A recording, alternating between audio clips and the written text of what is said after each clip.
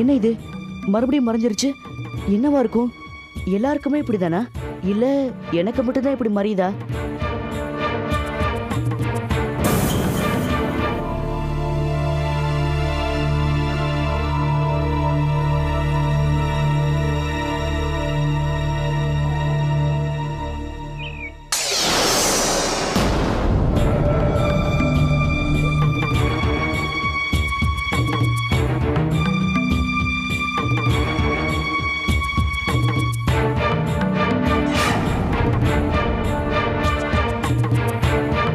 பூதகுல சிறுவனே, நீ எப்படி தெய்வம் வசிக்கும் சன்னதிக்குள் நுழைந்தாய்? ஓ, விஷயம் இதுதானா? ஓ அசரீரியே, வெளியே இந்த ஆலயத்தில் உள்ள சாமியை தரிசிக்காமல் போனால் கெடுதல் நடக்கும் என்ற அறிவிப்பு பலகை இருக்கும் போது நான் எப்படி தரிசிக்காமல் போக முடியும்? அது மனிதர்களுக்கான அறிவிப்பு, பூதங்களுக்கு அல்ல. நான் பூதமாக இருந்தாலும் இப்போது மனித உருவில் இருப்பதால் இந்த அறிவிப்பு எனக்கும் தானே. அதுவும் நான் இப்போது முக்கியமான விஷயமாக போய்க் கொண்டிருப்பதால் இந்த சுவாமியை வணங்காமல் என்னால் எப்படி போக முடியும்? அப்படியானால் ஆஞ்சநேயரை வணங்குவதற்குரிய செம்பருத்தி மலர்களை பறித்துக் கொண்டு வா. போ. சரி, கொண்டு வருகிறேன்.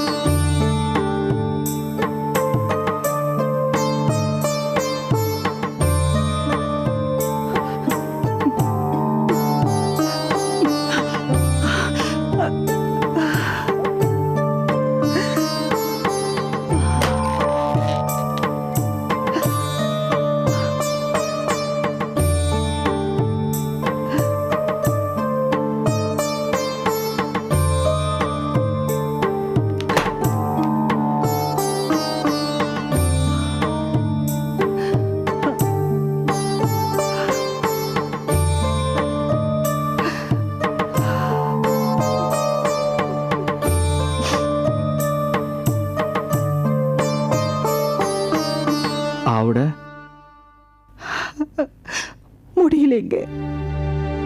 என்னால முழு மனசோட சுவடியை பெட்டுக்குள்ள வச்சு பூட்ட முடியலைங்க. ஒரு நாளா 2 நாளா எனக்கு அறிவு தெரிஞ்சு அருள் கிடைச்ச நாள்ல இருந்து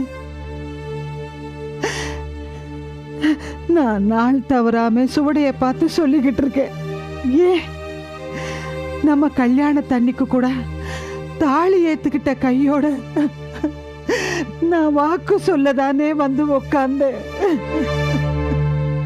தலைமுறையா எங்க குடும்பத்துக்கும் இந்த ஓலைச்சோடிக்கு இருந்த பாரம்பரியம் இப்படி என்னால ஒரே ஒரு நிமிஷத்துல தடப்பட்டு போச்சுங்களே. அந்த ஒரு நிமிஷம் நான் எப்படி என்ன மறந்தேன்? நான் ஏன் மறந்துகிட்ட கோவப்பட்டேன்? ஏன் அவங்கிட்ட நான் சவால் விட்டேன்? இதெல்லாம் தான் நீ கடவுள்கிட்டயும் கேட்ட, நம்ம குருநாதர்கிட்டயும் கேட்ட, இப்ப என்கிட்டயும் கேட்கிற. அவங்க 2 பேரும் உனக்கு சொல்லாத பதிலையா நான் உனக்கு சொல்லிட போறேன்? இதை பாரு ஆவுட, இந்த உலகத்துல காரண காரியம் இல்லாம எதுவுமே நடக்கிறது இல்லை. அது மாதிரி தான் நீ கோவப்பட்டு சவால் விட்டதுக்கும் இந்த சுவடியை படிக்காம இருக்கிறதுக்கும் ஏதாவது ஒரு காரணம் இருக்கும். அது என்னன்னு அந்த காரணீஸ்வரி நம்ம கண்ணுக்கு காட்டுற வரைக்கும் கொஞ்சம் பொறுமையா இருப்போம். அவளை வருத்தப்படாத, அழாத, வா.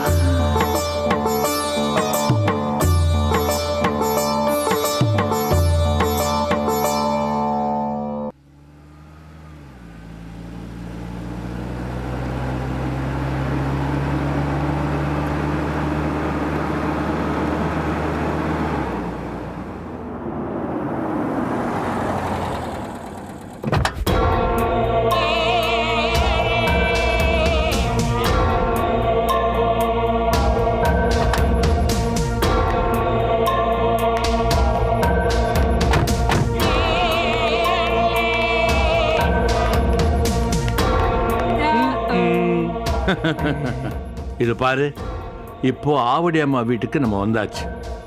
நான் அவங்க கிட்ட என்ன சொன்னாலும் நீ ஆமான்னு தலையாட்டு. அப்பப்போ பரிதாபமா ஒரு ரியாக்ஷன் கொடு. என்ன, மத்ததெல்லாம் நான் பாத்துக்கிறேன். சரிங்க குருவே.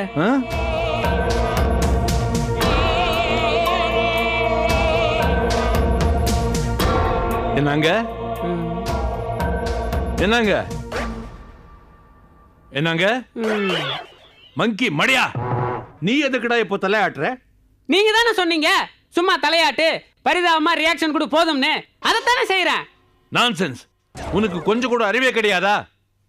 என்னோட சேர்ந்து கூப்பிடுறா. சரி கூப்பிடுங்க. என்னங்க என்னங்க என்னங்க என்னங்க? யார் நீங்க? என்ன வேணும்? நாங்க முடிச்சூர்ல இருந்து வரோம். அவசரமா ஆவுடை அம்மாவை பார்க்கணும். பௌர்ணமி வரைக்கும் அவங்க யாரையும் பார்க்க மாட்டாங்க, சுவடியும் படிக்க மாட்டாங்க. நீங்க பௌர்ணமி கழிச்சு வாங்க.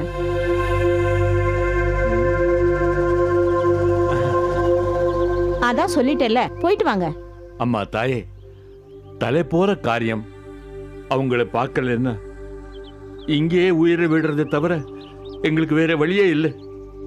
தயவு செய்து அவங்க கிட்ட சொல்லம்மா, பார்த்துட்டு போயிடுறோம். சொன்ன கேளுங்க, அவங்க யாரையும் பார்க்குற சூழ்நிலையில இல்ல. போய் பௌர்ணமி கழிச்சு வாங்க. உயிர் போற காரியம்னு சொல்லியும் எங்களை உதாசீனப்படுத்துறீங்களேம்மா. அம்மா, இதை உங்க காலா நினைச்சு கேட்கிறேம்மா, உதவி பண்ணுங்கம்மா. கொஞ்சம் இருங்க, இது வரேன். சரி குருவே, கைய காலா நினைச்சிட்டீங்க, காலை எதுவா நினைப்பீங்க? உன் தலையா நினைக்கிறேன். சும்மா இருடா.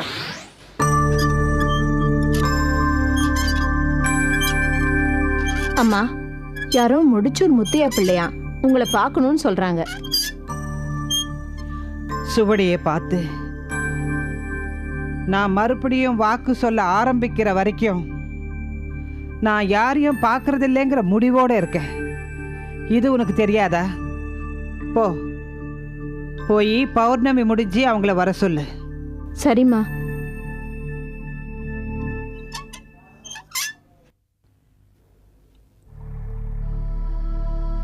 என்ன சொன்னாங்க? நான் தான் சொன்னேன்ல, அம்மா பௌர்ணமி வரைக்கும் யாரையும் பார்க்க மாட்டாங்கன்னு. கேட்டீங்களா நீங்க? அவங்க மறுபடியும் உறுதியா சொல்லிட்டாங்க, பௌர்ணமி வரைக்கும் யாரையும் பார்க்க மாட்டேன்னு. போயிட்டு பௌர்ணமி கழிச்சு வாங்க. பௌர்ணமி முடியறதுக்குள்ள நாங்களே முடிஞ்சிருவோம் போல இருக்குதே, அப்புறம் எங்க இருந்து வர்றது? ஆமா புண்ணியவதி, நீ எங்க கஷ்டம் புரியாம பேசிக்கிட்டு இருக்க. எங்களுக்கு இருக்கிற பிரச்சனைக்கு நாங்க இந்த நொடியே ஆவுடைய அம்மாவை பார்த்தாகணும்மா. நாங்க கேட்கறதுக்கெல்லாம் நீயே ஜவாப் சொல்லாம போய் அவங்கள வர சொல்லம்மா. போ. யாரு? உங்களை பார்க்காம போக மாட்டேன்னு 2 பேரும் ஒத்த காலில் நிக்கிறாங்கம்மா. அம்மாவே வந்துட்டாங்க, நீங்களே பேசிக்கிங்க. ஆஹா அம்மா, உங்களை பார்க்கறப்போ சாக்ஷாத் அந்த பராசக்தியே நேர்ல வந்த மாதிரி இருக்குமா. ஆமாப்பா, இவங்க நம்மள பாக்குற பார்வையே நம்ம சுமையெல்லாம் இறக்கி வைக்கிற மாதிரி இருக்குப்பா. உங்க பார்வைக்கு நான் அப்படி தெரிஞ்சா அது கடவுள் எனக்கு தந்த பாக்கியம். ஆஹா, என்ன தன்னடக்கமான பேச்சு. இதுவல்லவோ பெரிய மனுஷங்க குணம். தெய்வ கடாட்சம் உள்ளவங்கன்னா சும்மாவாப்பா. இப்போ பார்க்க முடியாதுன்னு சொல்லியும் கூட இவ்வளோ பிடிவாதமா பார்த்துட்டு தான் போகணும்னு நிற்கிறீங்களே. நீங்க யாரு, எங்கேருந்து வரீங்க, உங்களுக்கு என்ன பிரச்சனை? நாங்க கொஞ்சம் இருங்க. இங்க வர்றவங்க எல்லாம் ஏதோ ஒரு பிரச்சனையோட தான் வருவாங்க. ஆனா இப்ப நான் யாருடைய பிரச்சனையும் தீர்த்து வைக்கக்கூடிய சூழ்நிலையில இல்லை. எதுவா இருந்தாலும் நீங்க பௌர்ணமி முடிஞ்சு வாங்க. அம்மா, நீங்க பிரச்சனையை தீர்த்து வைக்கணும்னா நான் பௌர்ணமி வரைக்கும் காத்திருக்கணும். ஆனா பிரச்சனை என்னன்னு கேட்கறது கூட நான் பௌர்ணமி வரைக்கும் காத்திருக்கணுமா? ஆவுட, அவங்க இவ்வளவு தூரம் சொல்லும்போது என்ன ஏதுன்னு கேட்கறதாமா முறை. நீங்க சொல்லுங்க. என் பிரச்சனையை தெய்வத்துக்கிட்ட முறையிடவே இன்னொருத்தர் எனக்கு சிபாஸ் பண்ண வேண்டியிருக்கு. இதுதான் இப்போதைய என்னுடைய நிலைமை. ஆண்டவா. ஐயா, என் பேர் முத்தையா. இவன் என் பிள்ளை சாத்தைய பிள்ளை. முடிச்சூர் முத்தைய பிள்ளைன்னா அக்கம் பக்கத்தில் ரொம்ப பிரசித்தம். நிலப்புலம், காடு கழனி, காசு பணம், காரு பங்களான்னு ரொம்ப வசதியான வாழ்க்கை. இத்தனை இருந்தும் கொஞ்ச நாளா வீட்டில் மனசுல நிம்மதியே இல்லைங்க. தொட்டதெல்லாம் நஷ்டம், பார்த்த பக்கமெல்லாம் பகை, கேட்ட குரல் எல்லாம் அழுக்குரல். உட்கார்ந்தா நடக்கணும்னு தோணுது, நடந்தால் ஓடணும்னு தோணுது, ஓடினால் பறக்கணும்னு தோணுது. வீட்டில் இருக்கவும் முடியல, விவசாயத்தை பார்க்கவும் முடியல. பைத்தியமே பிடிக்கிற மாதிரி இருக்குதுங்கய்யா.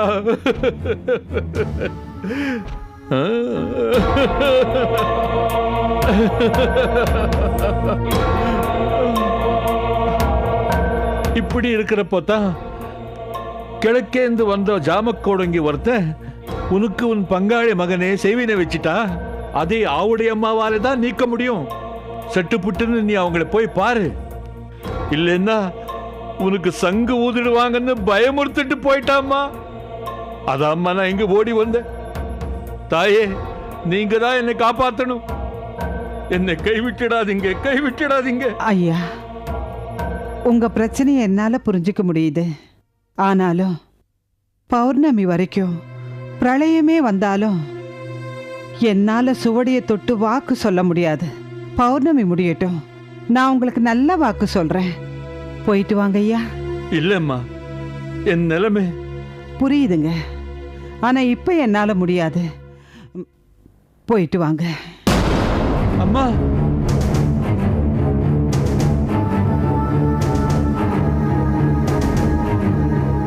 ஐயா, ஆவுடை இப்ப யாருக்கும் எந்த உதவியும் பண்ற நிலைமையில இல்லை. தயவு செஞ்சு போயிட்டு வாங்க.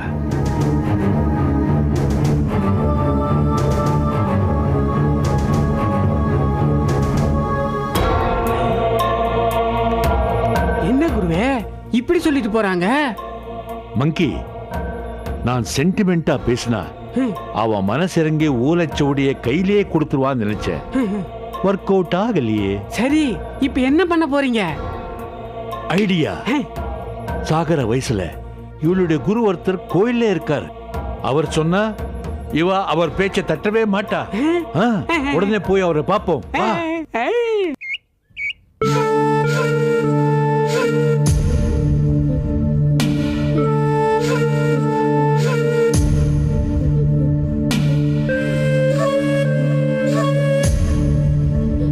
சாப்பிடுறா.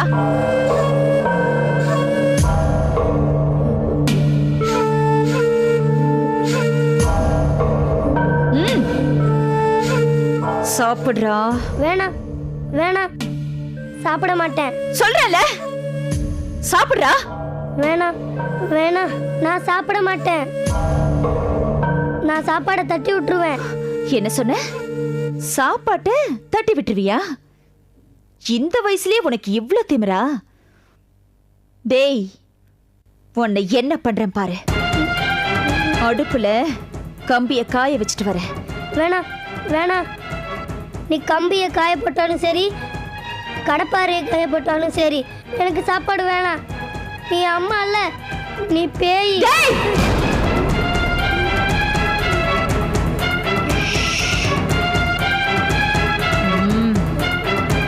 இருடா.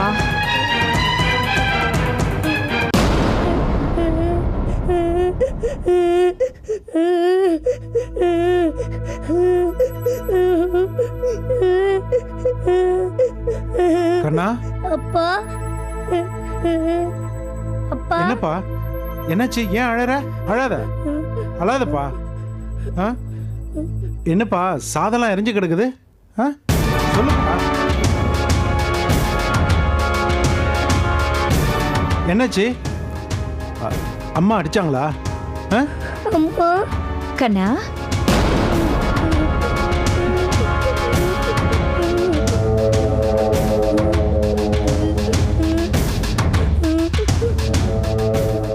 என்ன கங்கா, பையன் அழறான், சாப்பாடுலாம் எரிஞ்சு கிடக்குது? இல்லங்க, பசிக்குது, ரசம் சாதம் வேணும்னு கேட்டா. சரின்னு ரசம் சாதம் கொண்டு வந்தேன். வேண்டாம், சாம்பார் சாதம் தான் வேணும்னு கேட்டா. சரின்னு மறுபடியும் நான் சாம்பார் சாதம் கொண்டு வந்து கொடுத்தேன். வேண்டாம்னு தூக்கி எறியறாங்க. பாருங்க எப்படி முழிக்கிறா, ஒண்ணுமே தெரியாத மாதிரி. ஏங்க, அக்கம் பக்கத்துல இருக்கிற குழந்தைங்க ஒழுங்கா இருந்தா தானே நம்ம குழந்தை ஒழுங்கா இருக்கும். வெளியில விளையாட போறேன்னு சொன்னாங்க, போயிட்டு வந்ததும் என்னை பார்த்து பேய்ங்கிறா.